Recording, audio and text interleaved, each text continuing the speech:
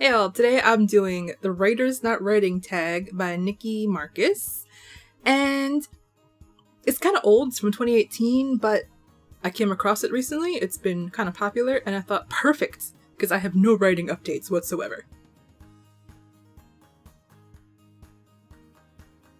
So the first question is, do I have a day job? And yes, I do, unfortunately. I'm a custom picture framer. You get your standard frames for like, photos and stuff at like Michael's or something, but we make like weird sizes and stuff. And we're kind of lucky that we don't get like wedding photos so much, we get actual art. I gotta put you down. I need to get examples. Actually, look, here's one. This is actually one we did. I don't know if I can see it. Yeah. Miss Katniss Everdeen, we framed her. And here's one of my favorite ones. It's kind of shiny. I had a lot of fun working on this mat.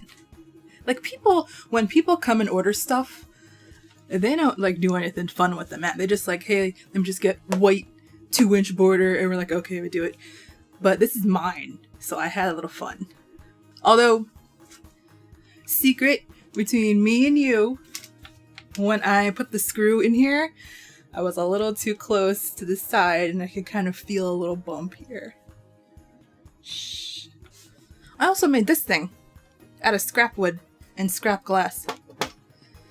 Makes a good dry erase board glass. So, moving on. Question 2. Are you a reader? I am so behind on my Goodreads challenge. I have not read much lately. And I've been trying to force my way through a book. Serpent and Dove. But yes, anyway, I do like reading. I like to read, magical realism, paranormal, fantasy, stuff like that. Not too crazy about like contemporary, like realism. Contemporary magical realism, yes. But like, real life situations, Unless there's murder, I'll read that. I will read a murder story. Number 3, what are my other hobbies? So, video games, definitely. It's my primary de-stressing strategy. I spend most of my day playing video games, to be honest. Lately, I've been getting back into State of Decay 2, and honestly, one of my greatest sorrows in life is that I bought that game from the Microsoft App Store. Never buy anything from the App Store. It's a huge mistake. But also, I forgot how freaking glitchy that game is. Oh my god.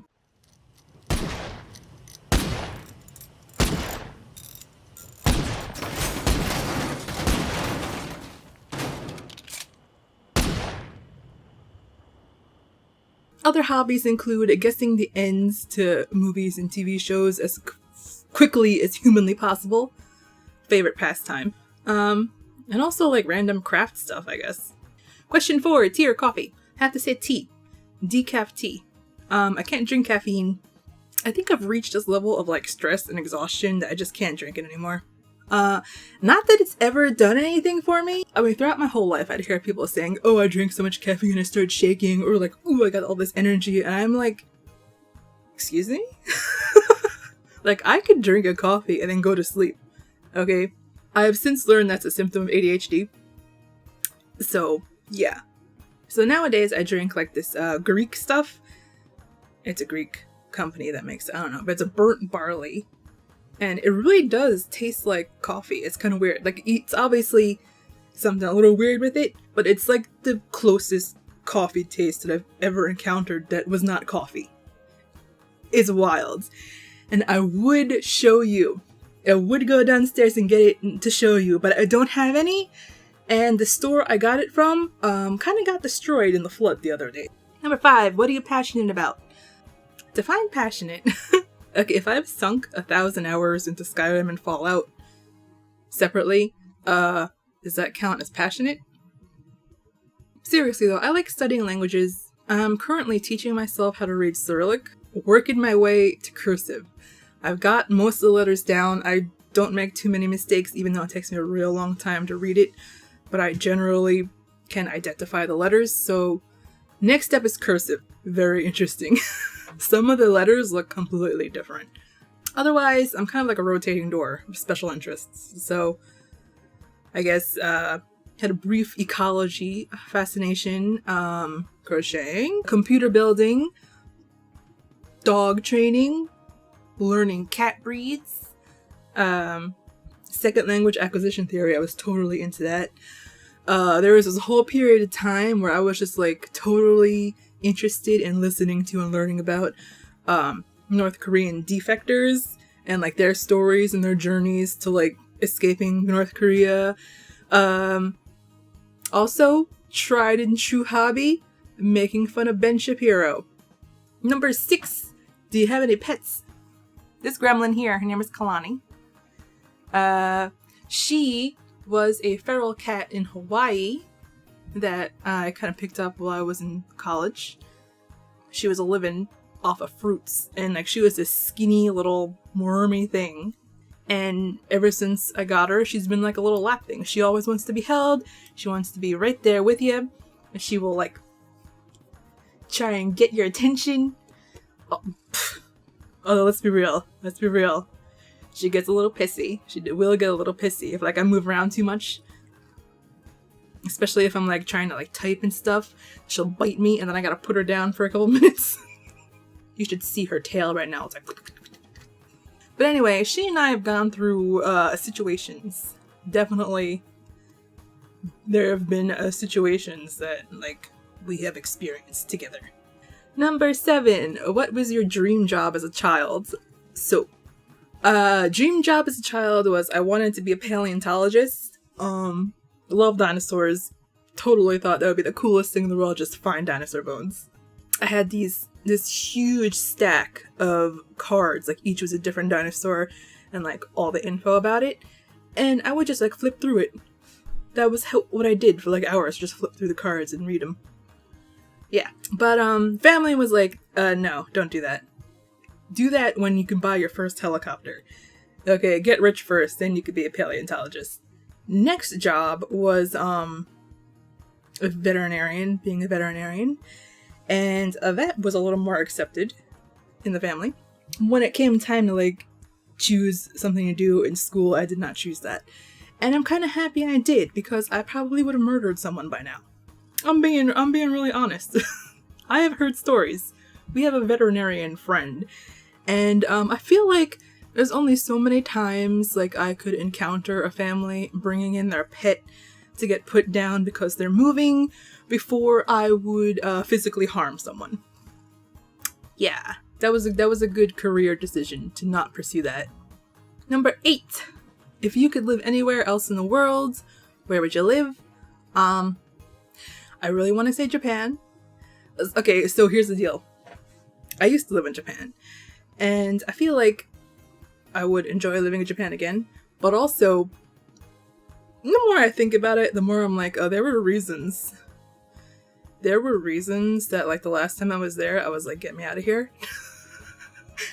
And the longer I'm away, like, the more rosy it looks. But, I don't know. I really don't know. Like, I would definitely enjoy going there again. I feel like Japan has become, like, somewhere I can visit often, but maybe not stay forever. But if I had to choose somewhere else to live, I would choose there.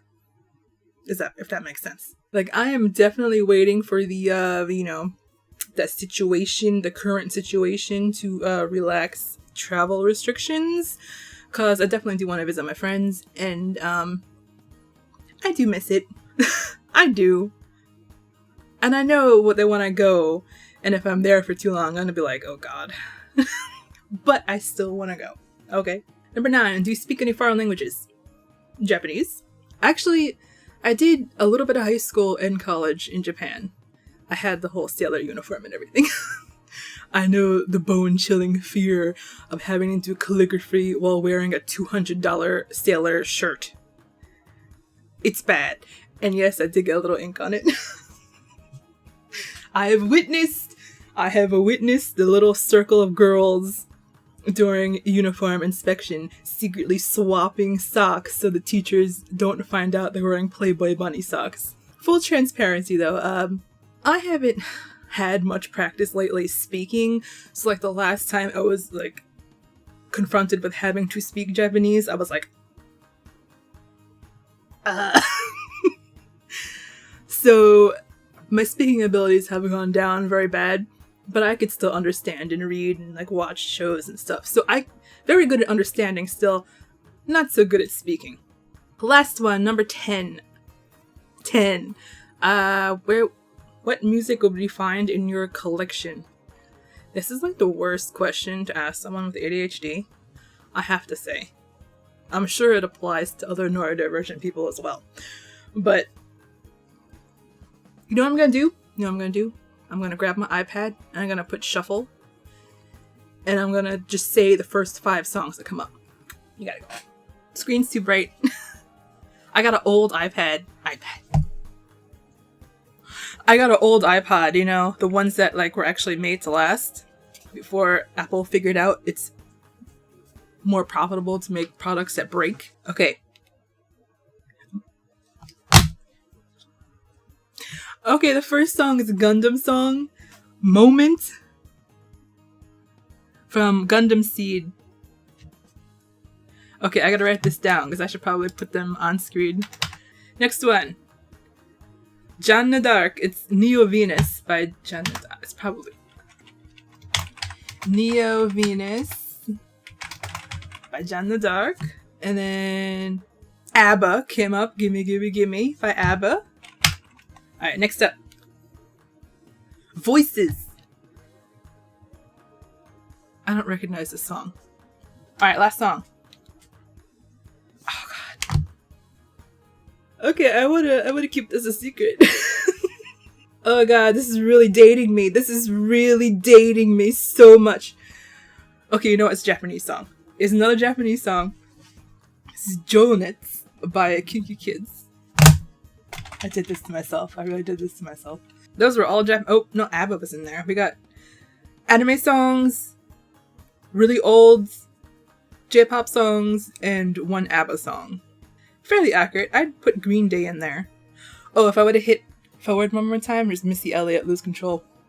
Backstreet Boys. Okay, let me put this down. Most of the songs in this thing are J-pop songs, and then there's a lot of I wouldn't even know what you would call it, just like old pop songs from like the 90s and early 2000s. Now that I just exposed myself, I'll see you next week. Bye. Like, comment, subscribe, all that stuff. Bye.